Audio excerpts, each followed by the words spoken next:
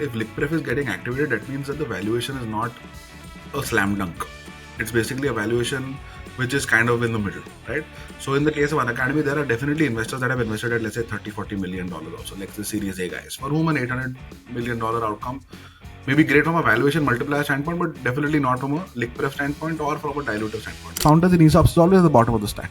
And after everyone has made their money, the founders get to enjoy the pot of gold. If you are becoming a founder with a money perspective, it is the worst reason to become a founder. You will always be worse off than the top guys in private equity consulting. एक काम करो कि सबको एक level पे ले आओ, angel, seed, strategics, financial, सबको एक लेवल पे ले आओ, सबको पैरी पास दे दो. And the good part is that it also sets precedent. So when the next guy comes, if you already given liquidation preference to one guy, then everyone who comes will want to come on top, and then precedence will make you have a vertical crazy stack. From a founder perspective or just from a business perspective, how would one think that should one be early in terms of getting advantage of being the first company to get listed, or should it be, let's say, the market leader, the more dominant market share guy should get listed because they will of course get listed at some premium?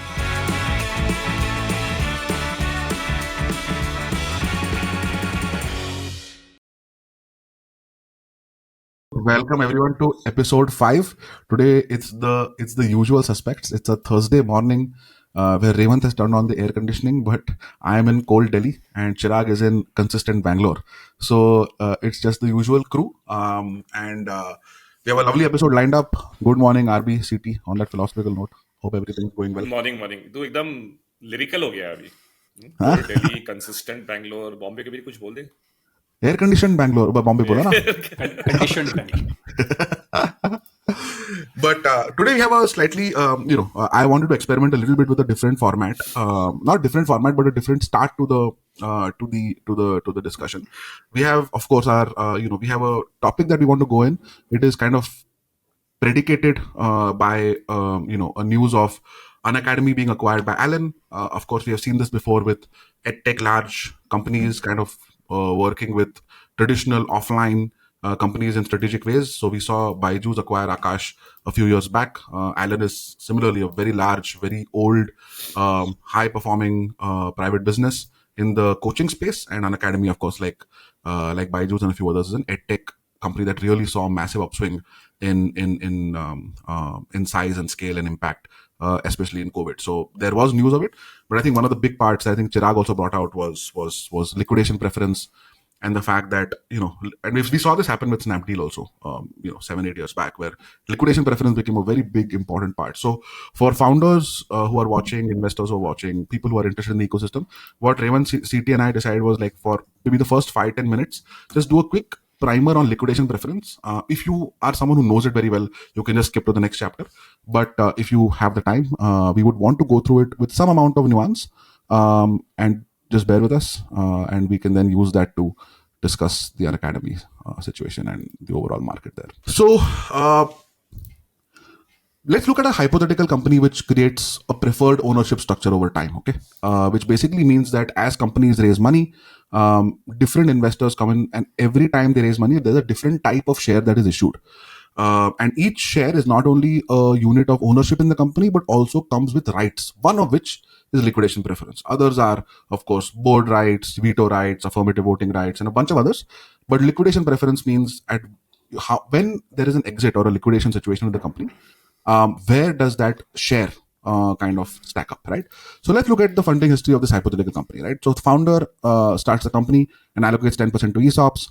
Then he raises 1 crore for 10%, and Series S shares are issued at 1x, which means that Series S basically has whatever capital has gone in, they have a preference up to 1x of that value. Then the company raises 10 crores for 20%, and Series A shares are issued. Here now, because sometimes as the valuation goes up, investors want more assured returns and more capital is being put in. So they want better preference. That's usually how it happens. It's not always the case, but let's say 1.25x preference and higher preference than Series S. Then Series B happens for the company next year. They raise 30 crores for 20%, and Series B shares are issued, which have, and you will hear this a lot, pari passu liquidation as Series A, which basically means that Series A and Series B shares are kind of treated equally and pro rata in a way, right? And then Series C happens in year 4, where 100 crores is now raised for 20%. and Series C shares are issued with 2x liquidation preference and the highest liquidation, right? So if you look at the table below, what this shows is that 141 crores across all, from the 10 lakhs that the founders put in to the 100 crores that Series C put in, 141 odd crores has been raised by the company. And the company, after the last round of valuation, is valued at 500 crores after the money has come in, right? And if you see, the founders have kind of diluted every time from 100% all the way down to 41, and ESOPs have diluted from 10 to 5. And of course, every investor kind of comes in and then dilutes on their own. We have not taken a case. Two things have not happened in this situation. One is we haven't had participation pro rata, which basically means, let's say the seed investor also keeps investing, in which case, if you see this row, the seed row, this row has gone from 10 to 8 to 6 to 5. Sometimes investors here, if the company is doing well, they will say, I want to maintain my 10%. So they will participate in year 2, and then they will participate in year 3. And then so a seed investor will not only have Series S shares, but will also have some Series A shares and Series B shares. But for simplicity of explanation, we have kept this as a one-time participation. The second thing is, we have assumed that the company has not raised any debt. Okay, so the company has no creditors to pay off. So that's the company after 4 years. So at this point, the company's preferred ownership stack looks like this. So basically what this means is, in the case of liquidation, on the left side, in the case of liquidation, Series C investor has put in 100 crores with a preference of 2x, which means that it has a 200 crore liquidation liability for this investor. Similarly, Series B investor has put in 30 crores, has a 37.5 crore liquidation liability, which is 1.25x, and so on and so forth, right?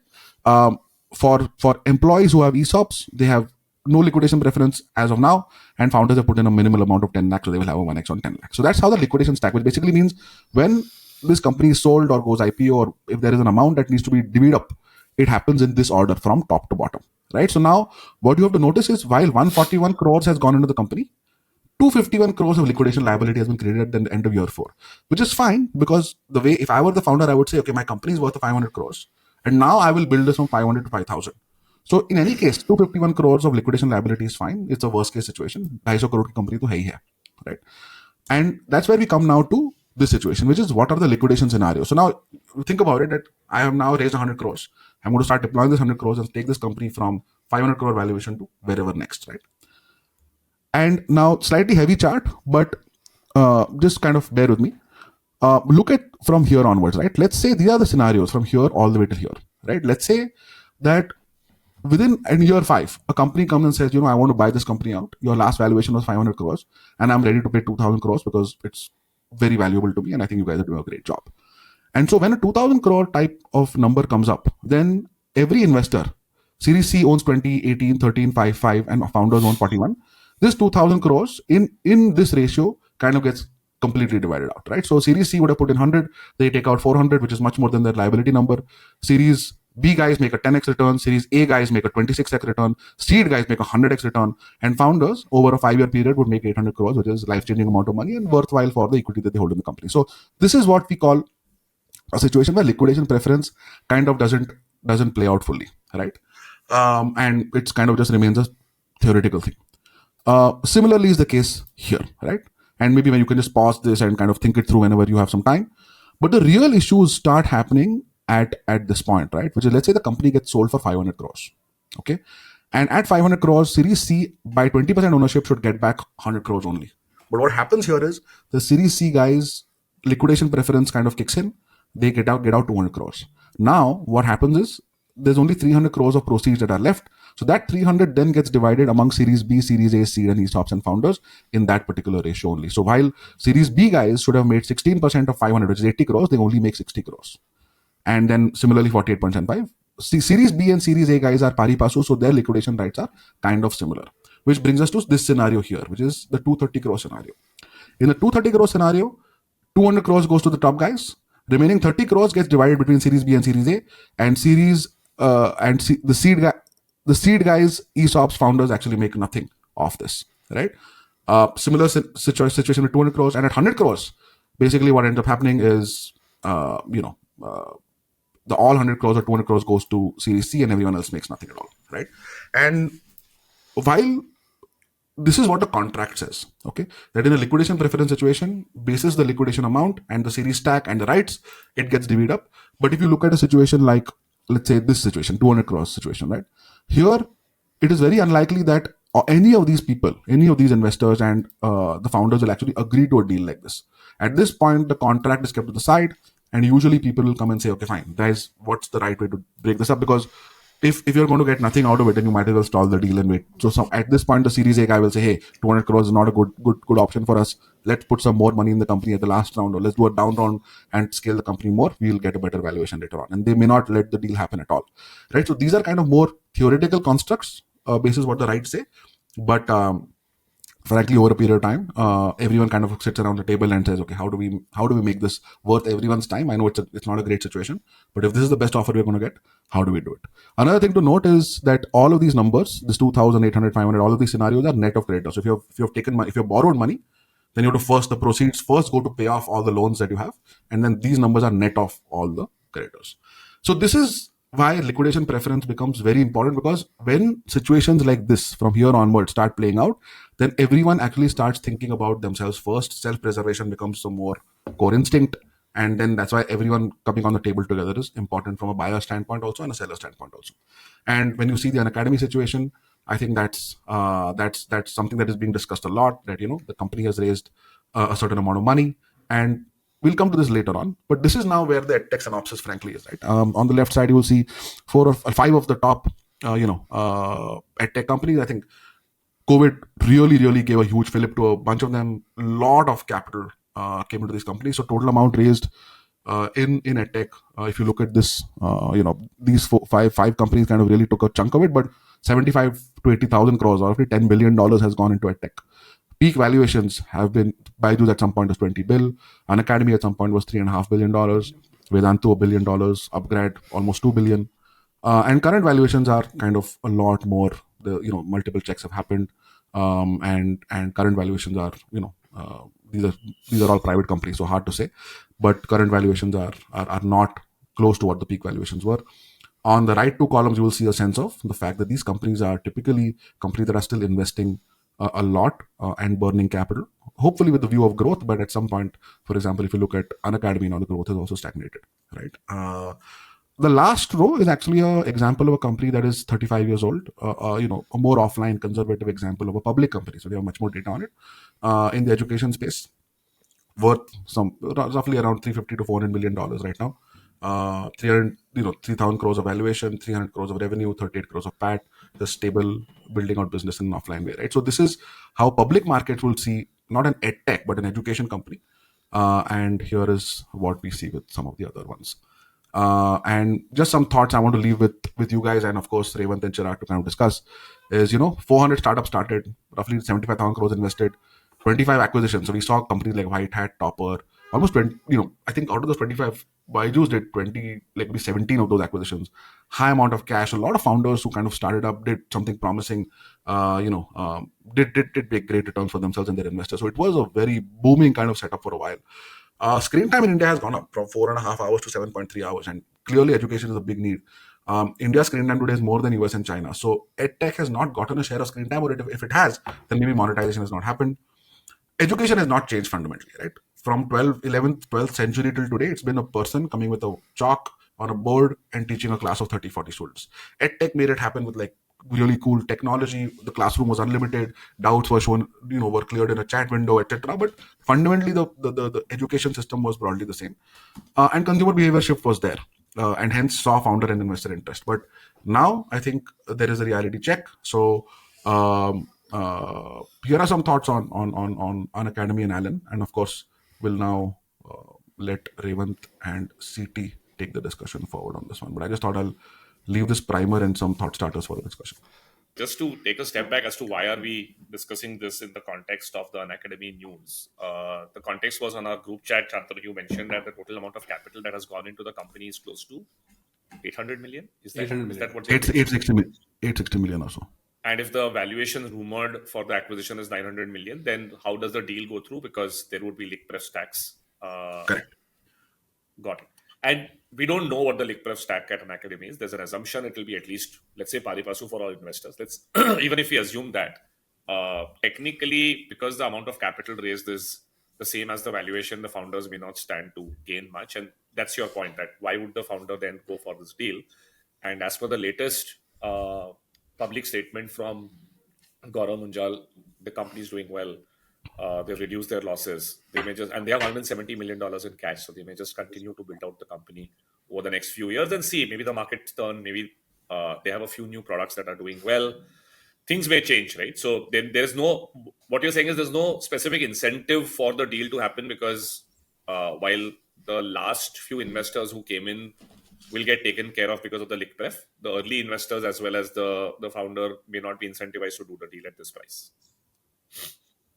Got Correct. it. Makes sense. And I we've seen think that.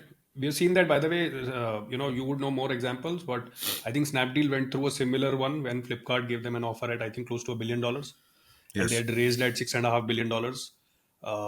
Both the founders, Rohit and Kunal, opposed the deal because it would have meant SoftBank would have, made most money on Liquidation, and they wouldn't have made, anything. So we've seen Yeah. this happen in India also. For viewers, if you know of other examples where this has been blocked by founders, I think it might be interesting for people to relate. See, I think what happens in lick pref situations now is usually is that if lick pref is getting activated, that means that the valuation is not a slam dunk. It's basically a valuation which is kind of in the middle, right? So in the case of Unacademy, there are definitely investors that have invested at, let's say, $30-40 million also, like the Series A guys, for whom an $800 million outcome may be great from a valuation multiplier standpoint, but definitely not from a lick pref standpoint or from a dilutive standpoint, right? So I think what happens is if the valuation is suddenly becomes questioned, then everyone starts thinking about themselves. Okay, what am I going to make, or what does this mean for me? And then it doesn't become about the company anymore. It doesn't become about what's right for the company. Is that the right home for the company, or is that? And I have noticed this a lot, that everyone has like the same company with the same metric. The board has gotten all the same information, same facts, but belief in the company can vary hugely. So for some investors, they'll be like, boss, the trajectory is downhill. अभी 800 850 million का मिल रहा है, let's say कल 400 भी नहीं मिल सकता. Like, this is a great deal, take it, because boss, I don't know whether, and sometimes the early guys, sometimes founders, like I can put myself in a situation where I'm like, boss, this is too undervalued, we'll definitely build this out, there's no point selling cheap, right? And everyone has a different point of view with the same information in the same company, and then that's why these situations become complicated discussions. Revant, you've been a VC, so I'm sure you have. I think in these seen a cases, lot more. largely it largely relies on founder comfort and management team comfort. अगर founder में जान है, CEO में जान है, like they want to fight it out and say कि नहीं यार, let's continue to build, we will get through this phase. There is no reason for people to push a deal through. Usually these things will happen if investors by design never want. I mean, these terms exist for downside protection, but in the end, nobody wants to see that, oh, I got 80 cents on the dollar, and therefore, yeah, chalo, main to bach gaya karke. Yes, it's an eventual outcome if the company doesn't do well, but given a choice, they would always want to feel that, yeah, let's wait 2 years, maybe we'll get a 2x on that, because that money is already deployed, right? Like, you also understand how fund cycles work. If I've deployed from a fund that was 5 years old, I can't redeploy that money. I have to anyway return it to LPs. So if there is a chance for me to wait for 4 more years and make a 2x on it, it's still better outcome than taking 80 cents on the dollar. But I will only do that if I believe objectively that the founder and the management team is really kicked about saying कि नहीं boss, fight करते हैं. This is a tough phase. Let's just keep building. Let's keep building. We will grow revenue, let's say at 20-30%. We will become profitable, and we'll continue to try and scale and figure if we can create a valuable company. If not, that's fine, but at least there is a material skin in the game from the founder and the management team that I think that's a good signal, if you ask me, for investors. So we don't know this situation, but I'm sure the discussions are happening basis that itself, right? Like, how kicked is everyone about the core business? Or are there green shoots in the multiple other businesses that they're trying, where they believe that, while the core business slows down to, let's say, 10-20% growth year on year, the new businesses will start ramping up the revenue, and the group fundamentally then again starts growing at 30-40% year on year. Revant, how would you think, let's say you had, and this brings me back to the Blackbug example also, right? So Blackbug is a classic example where there was massive valuation, upside value creation for the first 3-4 years. And then, 2018, 2019, the business, and of course, COVID was a huge hit. So 6 years, there was like almost erosion of value. I'm sure it went down significantly from a perception standpoint. They may have been in the market, not able to raise, or may have gotten term sheets they did not take. So there would have been people who would have come in at, let's say 4,000 crores and not been able to, show any kind of upside for it. And then the company went public. Also in the situation, by the way, like at 280 crores top line, 200 crores loss, it's still not out of the woods in any meaningful way, but at least retail investors are now valuing it at, there's a 35-40% uptake. So there is something that the company has created excitement even in the public markets. And the people who came in at the very end, after, even though it's been 6-7 years, now see some kind of, some kind of positive growth of their holding.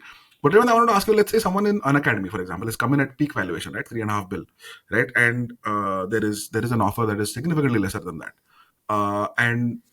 because you have unfortunately the least amount of visibility on the company because you've come in the last. So you have not seen the company so for example, with seed investors or angel investors, they've actually seen the founder with a small group of 3-4 people build it out, hustle, and they almost feel close to the DNA of the company. But at 3.5 billion, you have invested a company with like thousands of employees and founders are heroes and in the press and all that. So you have not seen the founders build from scratch. So how does someone kind of reconcile with that? Do you think that comfort is lesser or it's just very investor dependent? I think it's see, first of all, people who invest at these kind of valuations manage billions of dollars, right? Assuming it was SoftBank or Temasek or all of these large guys, they have $100 billion in corpus. They deploy 10-20 billion in India over a period of 5 years, right? So for them, a 50 million check is, I don't think they're losing sleep over it, to the fact that things go wrong in venture growth. They have in the last 5 years. Would they be disappointed? Yes. I don't think they're like losing sleep over the fact that, they've got multiple such mistakes, right? Everybody has. As founders, we make mistakes, investors make mistakes. That's the way the game is played, unfortunately. But to be honest, even if you've not seen the founder up close or the management team up close, they've done a decent diligence. They have now worked with the company for the last 2 years. It's as simple as sitting down with them and objectively evaluating whether the next 1 year plan that the management team is giving is something that you could back again. Like, it's very hard, but it's called the beginner's mindset. Just imagine that you've come into this company today. Yeah. Right.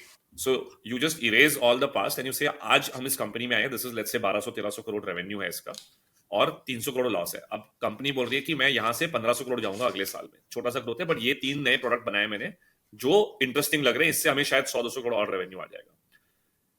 Then you have to believe that at this moment, would I back this company again? You're not putting any fresh cash in. The company has cash, but effectively you keep evaluating, do I put more cash in? It's exactly like public markets. Do you hold, do you sell, or do you buy? Right? As long as it's a hold, it's okay. You don't need to sell. So hold is also good, right? You are holding because you believe that, okay, let me give them 2 quarters and see where this is going. And you'll keep objectively evaluating that. And at some point of time, the hold will move to a sell call, which is where you will then say, maybe guys, this is not working out. Let's figure out a way to get a buyer and sell this company. Or in the case of, there are different exit possibilities, right? We've seen multiple companies raise private rounds at lower valuations than their peak ZERP valuations. Whether it was Blackbuck that you mentioned, or Rupeek has done that, right? Very, very good founders, fundamentally very good companies. The business changed, it's fine, right? It feels a little bitter, but I think this is all media related. See, the hype around valuations is also media. It's like, you make a debut for the Indian cricket team and you hit a century and suddenly you're the darling of the entire country, right? So valuations are like that, right? Every newly minted unicorn or something, every funding round is like, bas bata ye to rockstar ho gaya karke ye company fold degi, right? So what sometimes comes down as well, and it's not bad. I think it's very, very, very good that companies that are taking a valuation cut to raise money and continue to build, because that also shows the confidence of the management team to build out a long-term viable business, as well as investors appreciate the fact that the team is grounded in creating value and not chasing valuation. Right? And this could be private rounds, it could be IPOs as well. We recently saw Mobikwik filing, and I think the IPOs got fully subscribed yesterday.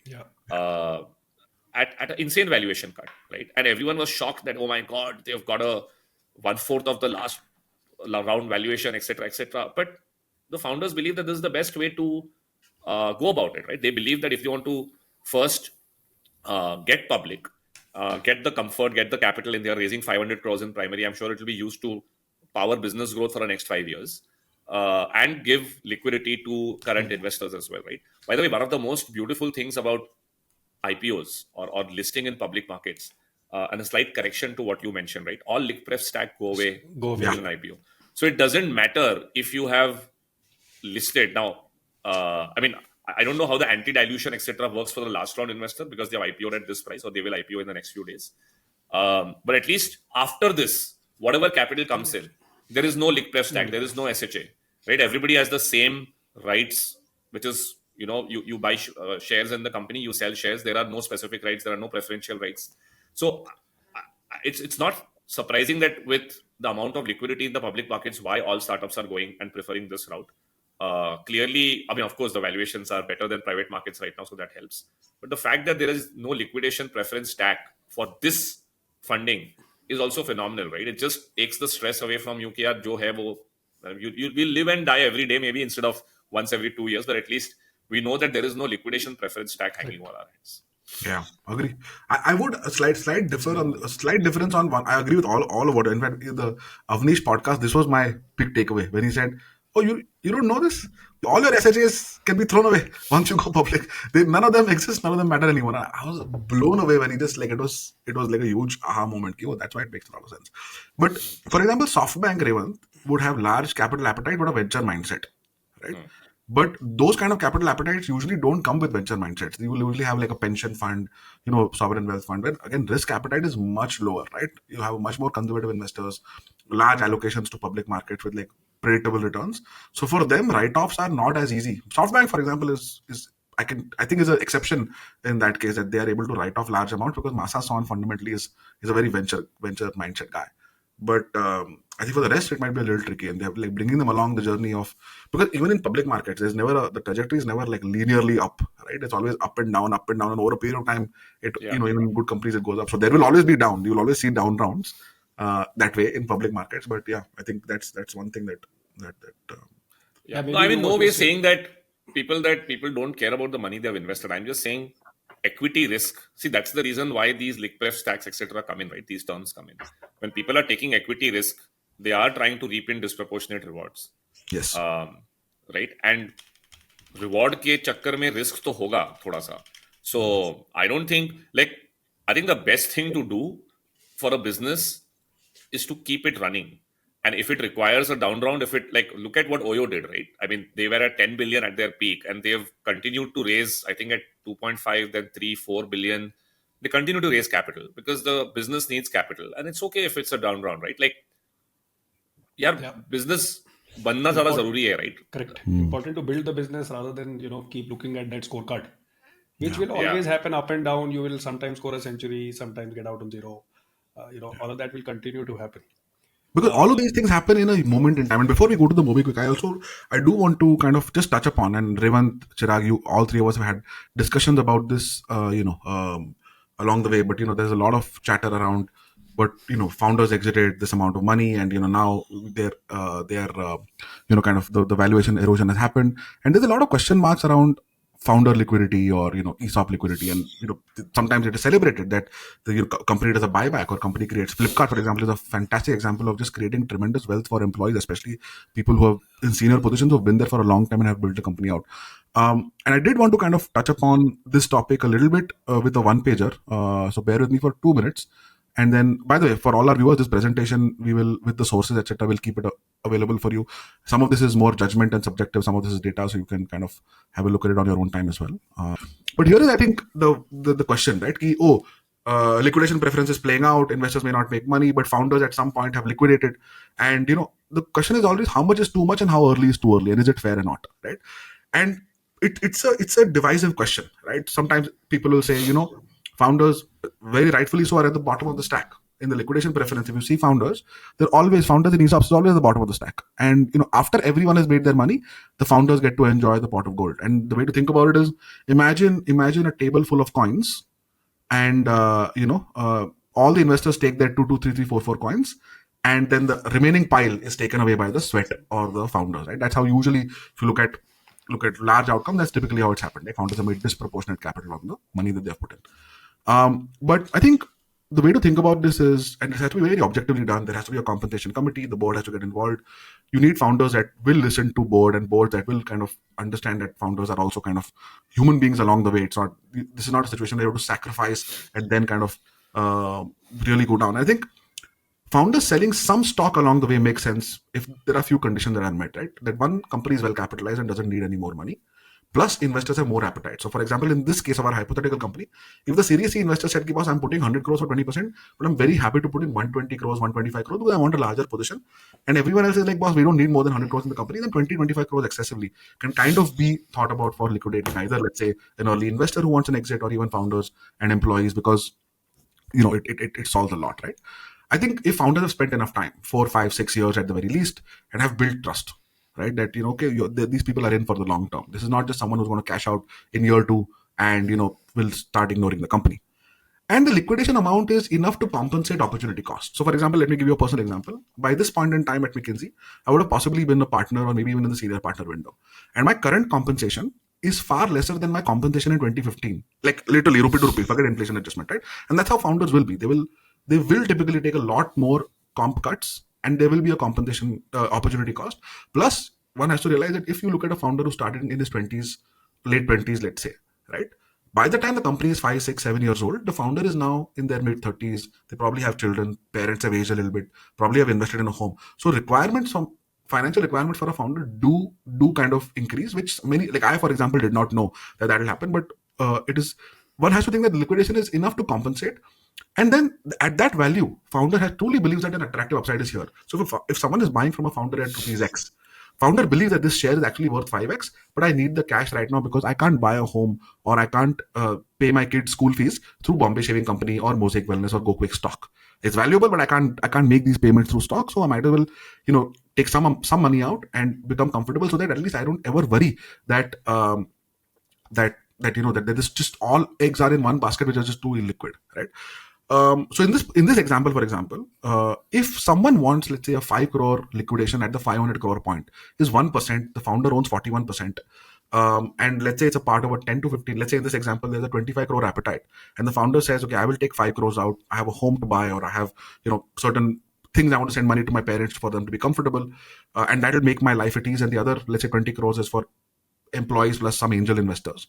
Then it becomes a very good situation where people actually liquidate small percentage of their ownership and people feel and experience the value that is there. So if Flipkart has done this beautifully, that since 2015 onwards or 2014 onwards, every round there was small amounts where people could taste that, I have this much ownership, this is how much it's actually worth. So once a company becomes very large, like you look at Amazon or you look at Reliance, Jeff Bezos, for example, is worth $200 billion, give or take. So if he takes out, and it's a public company, it takes out $1 billion to invest in like going to Mars or in some other project of his or whatever, for whatever he's doing, no one will ever blink an eyelid, right? Because now that company is stable, people have belief, Jeff Bezos is in one, and the company is also tenured in some shape or form. I think these are the things that one has to think about. So whether it's Unacademy situation where there may have been some liquidation, at that point in time, I think the question is, was that liquidation, commensurate enough for founders to not worry about opportunity cost, and genuinely founders to believe that there is upside on these shares also. Yeah. And I think this all comes down to judgment, by the way. There is no real answer here. Okay, and this is something that I have kind of realized, that every situation is different. Every situation has its own variables, but it is an important topic. And we have seen multiple times where companies have large outcomes, but founders have done no liquidation, and at some point, founders start cutting corners for their own benefit, and then put the company at risk because they're financially stressed. You've seen other situations where founders have sold at very obscene valuations, knowing that the company is not worth that much, and then the investors kind of finding out later on, and then there's a downturn and everyone's unhappy. So extremes in these situations are extremely bad, but I think sensible, fair, midpoint, opportunity cost corrections, small amounts with with a very good governance and compliance, like a compensation committee, independent directors, founders discussing this over a period of time, I think is very healthy and must be discussed. So I think that's one thing I just wanted to leave with the viewers. I think I started to look at it in both of these two axes. One is, let's say, the cash component, and second is equity, right? And maybe it's wise to put a CEO hat versus a founder hat differently here, right? And one would say that, okay, what's the market comp for such a position? Correct. I would say I would first lean towards getting that to market comp, then dipping on equity. I'm philosophically, I'm of the view that founders eat last. So once you have offered it to everyone, then only you get a chance. Yes. Provided what you said, liquidity is available, those things available, and then you get a chance. But I think what most of us end up doing disservice is that we don't take our compensations to market comps, the cash component, right? Which should ideally solve for all of those day-to-day, parents, house, all of those issues, right? And you get to keep the upside. you will get a chance at some point of time in terms of liquidity. Uh, but I think we end up doing disservice in terms of keeping that cash component too low, which means that we can't do our day-to-day yearly expenses, and hence there comes a need in between, emergency need in between to dip, right? Which raises all that question, that was that needed, was that valuable enough?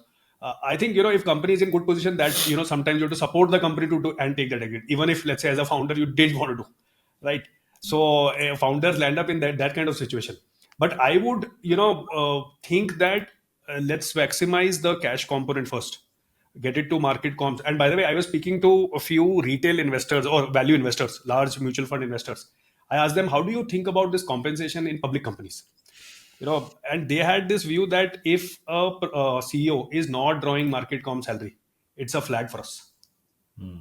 It means that he will either submit some bills, etc., etc. We want people to draw, have incentives. We want people to draw market comps, and so that the fair call can be taken. There is a fair evaluation at the end of the year or 3 years, that okay, this is what was committed. There are ESOPs or MSOPs in place. So that's how, at least one should start to look at it. Not like, okay, can I cash out in like year 3? Absolutely. Completely agree. But it's a very difficult, like most of these companies are loss making. So if someone, for example, for me, it's very difficult to say that, I will take market comp or, whatever high amount, because you always want to protect bottom line. CM2 targets hote hain sabke, CM3 targets hote hain. Like, boss, if my comp goes up by this much, then this goes, and then you kind of, you're right. It's a very, very, very fair point. I do believe tremendously in ESOP buybacks, by the way. I do feel like that's a very, very important thing, where if someone holds 100 ESOPs, like 5 or 10 of them getting cashed out today, even if, let's say, that person themselves believe कि यार ये अभी और upside है इसमें बहुत ज़्यादा, मेरे को बेचने नहीं है, तो चक लो बस, like, just understand this is what it's worth, and it'll only increase. So I love that saying, that a shark that has tasted blood is far more productive than a shark that is hungry. So tasting blood is important. On the ESOP buyback, I completely agree. We have to make sure that people understand that this is not a piece of paper. There is actual value being created, and doing a periodic ESOP buyback is phenomenally value additive to the culture, I believe, because at least people know that ethically and morally everything is right with this company. At least what you're showing on paper is real, right? And on the founder comp, I'm actually a convert. I was on the other side, where I would be like, like, you eat last, yes, but you also have to remain hungry as such. My board converted me over the last 4 years. I mean, I have got almost chastised for drawing too little comp as a founder CEO, and I actually realized that at the age of 41, they were right. They were just very, very, very clear that this is not sustainable, and you will make mistakes if you're not mentally in the right place, and you need a basic amount of income to be in that right place. There was this thought, right, what you said, ki, but loss badh jayega, right? And we are a small company. Luckily now we can afford it. We are not that small. But they had an interesting point. They said you're artificially showing a lower loss because you're not drawing the comp that you should. Yes. It's okay. Let's be the loss that we are, right? See the number as it's supposed to be. Don't see a number because everybody's taking some pain and saying कि यार इतनी ही कम salary draw. एक पहले 2-3 साल ठीक है, like the first 2 years we didn't draw salary. Next 2 years it was very nominal. They said, but it's at some point of time you have to start looking at the P&L as it should be in the long term, right? Once you have PMF, then it makes no sense to keep the salaries artificially low, because then you're looking at a P&L that is not correct. Let's look at the P&L as supposed to be, so you can solve for it. If you know long term, this is the management team and this is the compensation that the management team will require, then or this is the corporate headquarters salary cost that you will have to, it is a fair value for the top talent in this country, then build a business that can afford that team, right? Or vice versa, ask that team to build a business that will make much more contribution margin, so that they can get paid even afford, better. Yeah. So I think it was a new way of thinking for me as well. I think in the past I was always कि यार startups में बस वो stay hungry, stay foolish चलता है, which I think is great for the first 2-3 years. Yeah, I agree. But as you get PMF and you need better talent, you need processes, you need systems, automation. You just need to make sure that your business can generate that contribution margin, so you can keep attracting top talent. Or vice versa, get the talent. That's what venture capital is for, right? Don't burn money on contribution margin. Below that team cost, I think people are always okay to fund the team. I mean, everyone believes, like the best founders, that people build businesses and the best people build great businesses. So go and get the best, keep the best, develop the best, and then value them as such, right? And once you do that, they will help you build a business that can phenomenally create a lot more value over the long term for all shareholders. I do think that. I completely agree with you. And I think this again, this comes from probably investing for many, many years, that there is wisdom in this, right? And not just intelligence. But I feel, I remember, for example, I don't know who told me this, but they said that, entrepreneurs are like athletes. And if you want an athlete to run a long marathon, then you will have to invest in that athlete's nutrition, coaching, physical health, etc., which might be very expensive. It will be different from eating 3 meals a day for a regular person versus what an athlete will consume. It will be more expensive, more supplements. It will cost a lot more. But if you want to win that marathon, then that athlete has to be well nourished. So you cannot say कि तुम खाओ भी मत, या फिर तुम regular roti sabji dal chawal खाओ और तुम marathon भी जीतो. So it won't happen. Human beings are human beings. And I think the third axis is one of stage of life. I do think that as stage of life, like, people don't understand that, the opportunity cost for good founders who have taken, is significant. So everyone has a hedge, right? And everyone has their own hedge in their own mind. And boards are best served, companies are best served when founders are not hedging and founders are all in that. I have a different point of view on this, Shantanu. I just feel that if you're a founder, यार आप अगर आपके passion और purpose नहीं है ना company के लिए, तो कितना भी पैसा आएगा आपको तो हेज दिखने ही वाले हैं करके, right? I don't think that's the right way to look at it. There is always a hedge. Like, see, it's a hard journey. If you are always going to look at and say that, I mean, I take your point that, a McKinsey partnership salary would have been much, much higher. But this is what differentiates purposeful founders from non-purposeful. By design, I can be absolutely sure of this, even though I have no data on this. I'm 100% sure on this. By design, you take any founder will make less money than the best, most talented consultant or banker or private equity guy over a period of 20 years. Yeah. It is given, because the amount of money that you make while getting to the top, right, and investing that money, and like you just have so much liquid capital to compound over 20 years. They end up making a lot more money than founders. So if you are becoming a founder with a money perspective, it is the worst reason to become a founder. No, I agree. You will always be worse off than the top guys in private equity consulting and by design. In fact, I tell most, because you use the word McKinsey, I'm telling you, most ex-McKinsey folks who become a founder, I'm like, भाई तुम क्यों बन रहे हो यार, गरीबी में रहोगे तुम. Because मैं बता रहा हूँ, it's so much pressure यार, because तुम्हारे सारे बैचमेट्स, अरे यार ये तो $1 million कमा रहा है, ये तो दुबई में से 2 million का घर ले लिया, वो बहुत ज्यादा स्ट्रेस होता है यार. वो मतलब मैं तो बोलता हूँ कि बस तुम फाउंडर हो तो तुम गरीब रहोगी ही तुम, और बाय डिजाइन. और तुम्हें लगेगी गरीबी. The answer is not maybe the opportunity cost. If we look at it from that lens, so every time it will look like... My view is simple. My view is not only about whether you're compensating the founder or not. My view is that you don't want founders ever, because see, while purpose and passion is... See, I've been doing this for 9 years now, right? Purpose and Chirag have been a founder for much longer. Purpose and passion is one thing, and you will kind of continue to do it.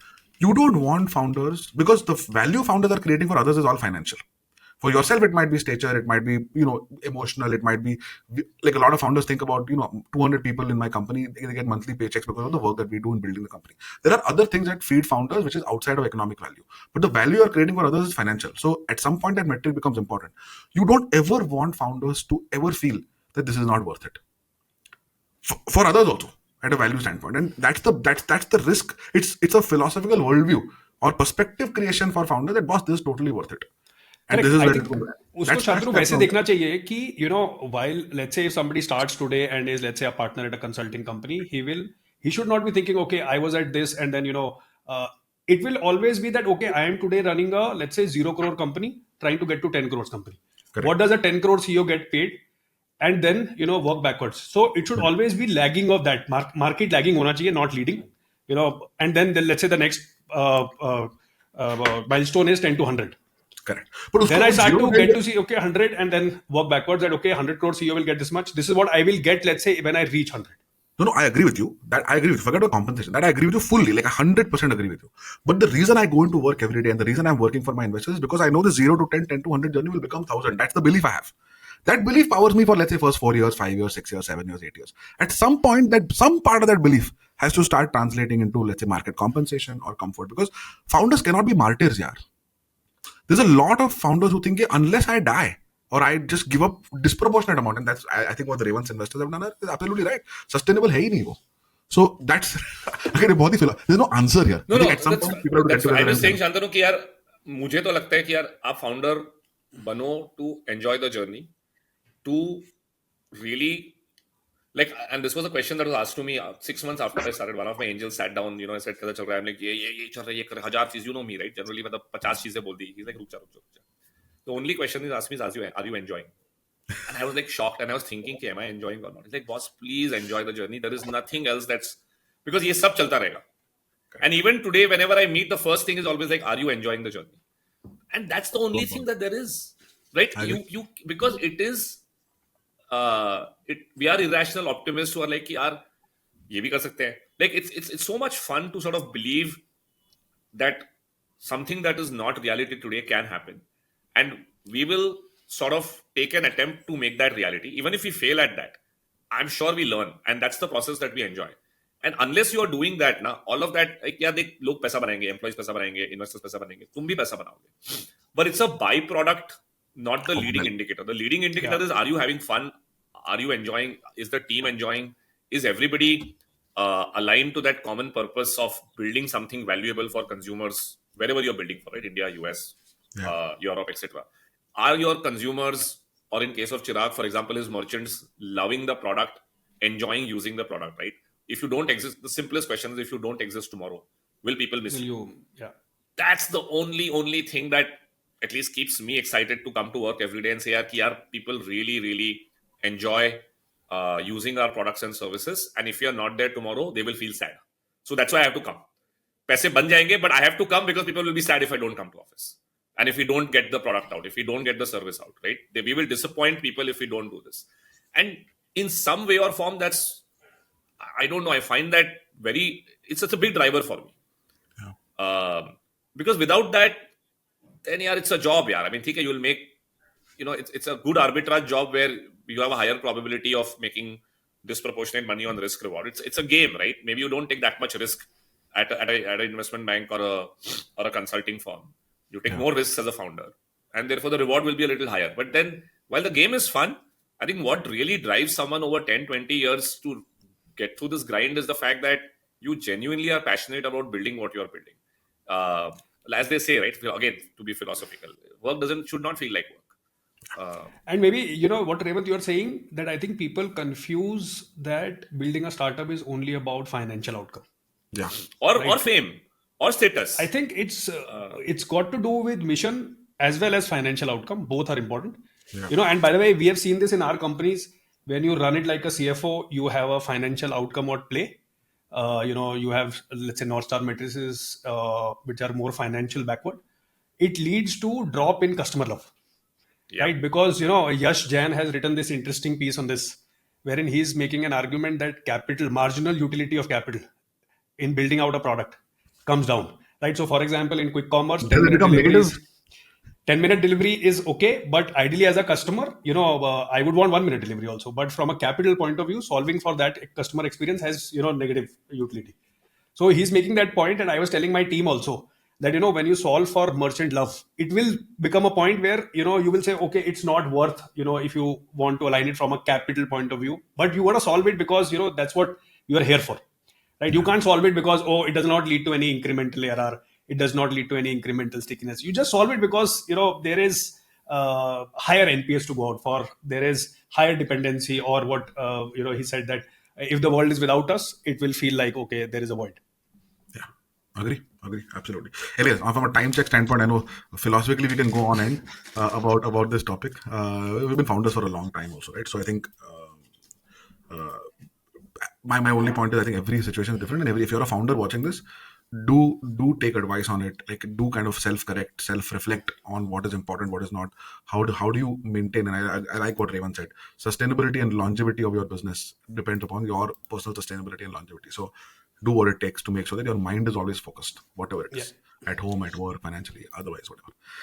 So we should move on, I think, to our... Shantanu, just before we conclude, for viewers, so should the takeaway be that from a liquidation preference point of view, should the takeaway be that, okay, if I get 1x non-participating liq pref rights, That's a North Star good takeaway whenever I'm negotiating.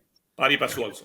And pari passu. I have realized this that all investors, because I think angels get the worst end of the stick on this. They take the maximum risk. They put money from their personal accounts. They don't have a fund or whatever, right? And then they're at the very bottom of the stack with no voting rights, rarely a board seat. So typically, and Revant, you were my board member, and you taught me this especially when strategics came in. कि काम करो कि सबको एक level पे ले आओ, angel seed स्ट्रेटेजिक्स financial सबको एक लेवल पे ले आओ, सबको पैरी पास दे दो. And the good part is that also sets president. So when the next guy comes, if you already given liquidation preference to one guy, then everyone who comes will want to come on top, and then precedence will make you have like a vertical crazy stack. If you have everyone pari pasu, then the next guy will say, okay, ठीक है यार, like I cannot break precedence here, so the owners become much higher. So Revant, you taught me that, so viewers should benefit from this if they're creating their own stacks. Okay, I think let's move on to new fintech IPO which has just got in. It's an interesting company, started in 2010, have peak, and then latest investor being Adia. Very similar business to what Paytm does. I think we discussed this last time, that how do you get into the payments flow business and then build a castle around it. This is one of those businesses which is built around payments and now has a financial services business built on top. I think few interesting things for me, which I wanted to discuss, without going in deeper into financials.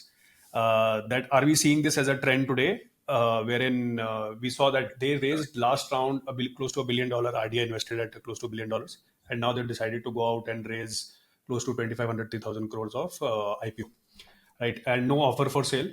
I am seeing this as an interesting trend in the country, that we are getting tuned to getting listed on public market with leaving, let's say, some gap up opening and some valuation uptick which comes day one for the investors, public market investors who come in. Seeing this as, saw this in Blackbuck, saw this here, which gets a lot of retail investor buy-in. We saw some crazy data. I think it's 15x oversubscribed. Are we seeing this as a trend? And it's a right trend, by the way, that instead of squeezing out what we saw in initial IPOs, instead of squeezing out all, and then making day one gains, what happened in first few IPOs in Paytm and Nika, I think we're seeing this trend reversal. How are you guys seeing this? I'm assuming it's the mutual fund guys who got bitten in the 2021 IPOs, just being very, very pragmatic and decisive in telling all these companies going for IPO that this is the price we're going to pay, take it or leave it. I don't think it's a choice, because see, the domestic mutual fund guys, the long only mutual fund guys have close to 1.5 lakh crore cash sitting with them. So it's not that they can't deploy even at a little 20% higher price. I think they're just being very, very good money managers by doing their fiduciary responsibility of making good returns for their investors, which is the retail investors, and saying that, in 2021 we did lose money, but let's just be more decisive, more clear that our capital is only available. From what I heard, even for the Swiggy IPO, the FIIs were available at a little higher price, but the DIIs were very clear that our capital is only available at this price. So it's a good thing in a way that it's a market discovery which has happened. Yeah. Retail investors are not getting shortchanged. That's a good in this thing. IPO, sorry, Revant, go ahead. I'm just saying retail investors' protection is the most critical thing, right? Like everybody else has a higher risk appetite, has more information, has a larger risk appetite that can happen. Retail investors should not get shortchanged. And therefore, at least if the DIIs are doing this for their returns, of course, the mutual fund managers also make money and a lot of, I'm sure, carry/incentive based on the returns they're generating. But it's a good aspect that at least retail investors that got shortchanged in 2021 will not see that happening again. And broadly, that will align more long-term excitement for new age companies. Because if everybody makes 20-30% or even 50% in the first 6 months to a year of a new age company that may be even loss-making but is having a trajectory of going to profitability, it just builds more excitement around startups in India, overall value creation. Everybody's more bought into the story that we need more entrepreneurship, right? So broadly, I think not the best for maybe companies going IPO, but I think that's where they'll do the smart thing like Mobikwik has, like, let's just take primary capital. None of us sell at this price. Hopefully the post IPO, the price goes up 50%, 100%. And whenever the timing is right, people can sell their shares. Yeah.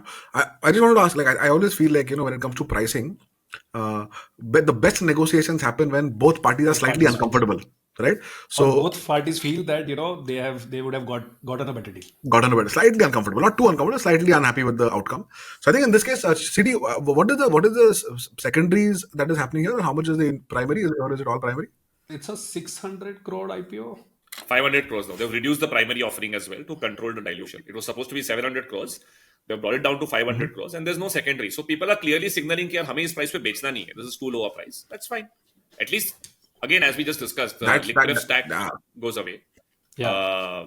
And Goes people away. are free to sell their shares whenever they feel the price is right. That's a good part, right? Here is the signaling. So now, clearly, the current shareholders feel like they are making, like, it's not the price is not high enough to sell it, or even sell one share. So they're clearly, like, kind of slightly unhappy with the price. People who are coming in are thinking they're going to get a great deal, so obviously the outcome becomes a lot better. And then hopefully it's a more long term game where they kind of build the company back to its heyday valuations and create value for even people coming into the IPO and so on. And I think I wanted to touch upon one more point that, in any sector, you would typically look at, let's say, the number one guy or the first guy to get listed. And market would look at, how has that performed? And then, the other ones will follow. It might not be the number one guy, right? In this case, we saw Paytm got listed. And then it has had its journey of up and downs, and then now it's back to, close to 1,000 rupees. Just from a founder perspective or just from a business perspective, how would one think that, should one be early in terms of, getting advantage of being the first company to get listed? Or should it be, let's say, the market leader, the more dominant market share guy should get listed, because they will, of course, get listed at some premium. And then, you get listed. In Mobikwik case, I'm just sensing that, the difference between multiples is like 200-250%, at least the listing price. Of course, it's not like to like, the businesses are at different scale. But 250-300% difference is like quite a lot. Yeah. How should one Is think that why about it? there's so much oversubscription? People are excited to feel that this is a value buy. Both, I think what we were discussing now, all indicators are towards that. Now nobody's selling. It looks like it's underpriced at the moment if you compare it to a Paytm, but it's far more small, as compared to a Paytm. Yeah. Much smaller. Is it also the case that their unlisted price market was far higher than the listed price market? Yeah, the I saw last it. round, at least the Not last round like, was. even the pre-IPO जो movement, I think Grey market premium बोल रहे हो आप? हाँ 650 के आसपास price दिख रहा था मेरे को. I have to find In it. grey market. 675. I remember the last time it was going for IPO. I think it was there was this grey market thing of around $600-700. हाँ 675 के आसपास. But that was last year when they were just about to go IPO. ये जुलाई 2024 बोल रहा है. I think the company is under pressure also to go for IPO. They've tried twice. This is the third time. So, they don't want to miss the bus that, something happens to the market, regulator comes in, it's a regulator. Very conservative with price. Actually, that's a good point. Yeah, I think they want to just quickly go out and get listed. Hopefully, the market carries them back to what it was. On your question, Chirag, of does it matter to go first? I think it all depends on if the company believes or if the market believes that there is higher trust for listed companies. Like we do sort of feel that anecdotally, based on the number of people that we have spoken to, that Zomato did get a bump up because of being public, because it would always be in the news, right? People are buying shares. They're like, "Acha, yaar, I know this company," right? The same thing happened with Swiggy. We saw Q2, there was a bump up in terms of just conversations around Swiggy and Instamart. I think if you're a consumer product, maybe it helps to build more trust and familiarity because you're a listed company. You're in the news very regularly compared to once in 2 years when you raise an amount of funding or you're trying to really, trying to do PR a lot, right? I mean, Shantanu is an exception. He's always in the news, but let's take that as a separate. All because I'm running a consumer company, Revant. Had I been running like a SaaS business, probably not. No, but if I look at Chirag, he has a post on LinkedIn every day. So I think it does. And that's why I question, if you believe that there is a higher trust and familiarity built with companies and founders being more known and available and accessible, then I think the logic holds that going public is going to definitely help. Like we know between the 3 food delivery guys of Eat Club, Cure Foods and Rebel, at least one of the 3 should go public next year. Yeah. Then who gets what benefit, which brands? Do we believe that if people will order more Behrouz Biryani because Rebel went public, we'll only get to know once we get their CEOs maybe on this podcast. But clearly seems like today's internet savvy youth and the millennials as such do feel that familiarity builds more trust, and trust definitely translates to higher transaction/revenue, maybe even bottom line over time. Yeah. I think that's an interesting point. I think the world has today changed to that. Can you build it in public? Can you generate enough word of mouth, customer evangelism, and then maybe make products according to it, Yeah. right? So can you use that channel, whether it's founders, whether it's senior leadership team? I think Elon Musk does it like really, really well. My sense is, and I was reading it somewhere, that they slashed Tesla prices. Earlier it was positioned as a very premium one, and then they slashed because they realized that the kind of word of mouth, the kind of customer evangelism they will get because Elon Musk is like super active on Twitter. It just has worked beautifully for them. I think there's lots to learn. I think on that piece. Agree. I think one more topic, which is in the news today is I'll just quickly that SEBI has said that all private transactions in an unlisted company is illegal. I don't know if you guys read this news. By the way, this is a good site. I like this, what Zerodha has done, Yeah. the daily brief. Pretty interesting. It's a good place to get news. Not sponsored. Correct. I don't have equity in Zerodha. I just think it's a good thing. We should shout out to good work done by at least someone in the market. But क्या बोल रहे हैं इसके लिए? Earlier this week on Monday, SEBI issued a press release warning that these platforms violate the this act. Why? Because according to SEBI, only recognized stock exchanges can facilitate fundraising and trading for listed or to be listed entities. SEBI has cautioned investors against dealing or sharing. This is more to do with what we were referring to, that how do you protect the retail investors? What has started to happen is that retail investors have gone in and started to buy these about to be listed entities. Yes. So SEBI is more coming from that angle. Look at this point. I think this is a very fair point. India boasts one of the best investor redressal mechanism, and in this private unlisted companies, there is no redressal mechanism. Yeah. Right. So SEBI is coming from that point of view that don't hold us accountable. If something goes haywire. It's also very. There's also a lot of brag value to this, right? Like for a regular person to say, I got the Swiggy stock before it went public, or I got that gray mark. It's a lot of people just like people. You saw this happen with crypto. You're seeing it happen with unlisted stock that is going to. And the more there is, there is glamour with IPOs. The brag value that I got hold of that stock way before is actually quite high. People why do you think people do angel investing also beyond the point? It is for. So with the example, Chirag, the delivery example, niche. Yeah, this is what they're referring to. It does give you brag-worthy, right? But it comes with price volatility. So there is this Reliance retail example, and then there is this recent one, delivery. What is the delivery example? Share price dropped from 750 to 487 after the company set its IPO. So basically, private market mein people borrowed 750, but the IPO price that was set was lower. Yeah, this has happened to me also. Correct. So SEBI is saying that price discovery is, of course, by the nature of being it in private, it's not fully transparent. It's not a market. Hence, retail investors getting into it is scary. So good that I think Indian government has started to, or these regulatory bodies. They're also coming up with rules for defining an accredited investor who can do private company transactions, which will also help. Broadly define a net worth, liquid net worth, which is sizable enough for them to believe that this accredited investor has the ability to take the risk in a private company as well. So yeah. Okay. Awesome. Another second time or maybe third time effort IPO OYO is I think again imminent. Are they really doing IPO? Yeah. I heard that they are. I think there is news. I think that's a company that is. I thought they did a private transaction recently where Ritesh himself, again, I don't know how he has raised or how he has got so much money, but every round he puts in 50 or a lot of money within the company. And I think there are a lot of HNI/Indian individuals who have participated in the latest round as well. They did a private round again, I believe. Maybe it's prepping up to be an IPO next year, but We've been saying it for a while. Again, similar, right? Massive consumer brand, bigger, kind of very large scale. So perception matters. Global business, one of the IPO that has multiple global businesses also. So not how much of the revenue will be outside India? Do you know, Shantanu? Because they have large acquisitions in the US, in Europe, etc. I think Motel 6 they are acquiring. 78% revenue is international. Europe business is a big part. I don't think it will be helpful for trust building in that sense.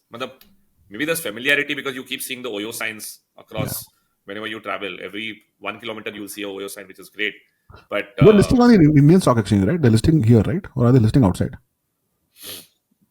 Whenever they will, I think they'll get listed here.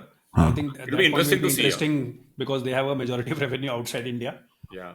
So it'll be Whenever I interesting. meet people in the public side, they are always like, "Yeah, show us India business, show us India revenues." We really don't like. I don't know why. I think it's more to do with the fact that international revenues are also in different geographies. You need to. I mean, the market analysis needs to be very strong. And for someone sitting in India, analyzing the hospitality market in the US or Europe is not that easy. I mean, you're not experts in that market as such. Most public market analysts and research folks would be experts on India macro and how that sector sort of moves basis Indian consumption patterns as well as India government / macro factors. So it's just hard to underwrite. I mean, it would be amazing if they could do an IPO. At least we'll have for a change. I mean, Lenskart it's on its way to IPO next year. They already have 42% of revenues outside India. Could end up being 50% in the next couple of years. But I think 78-80% outside India would be very interesting to see how the market treats this. Yeah. And that too inorganic, right? Most of it is acquisitive. It's not built up. So see, shareholder return can be created, build or buy, doesn't matter, right? As long as ROCEs come in, how does it matter? True. Awesome. Great. It was lovely catching up with you guys on a Thursday morning. I think we should figure if this is the best way to do it. At least it will help me not set up the lights and stuff Wednesday night. Yeah.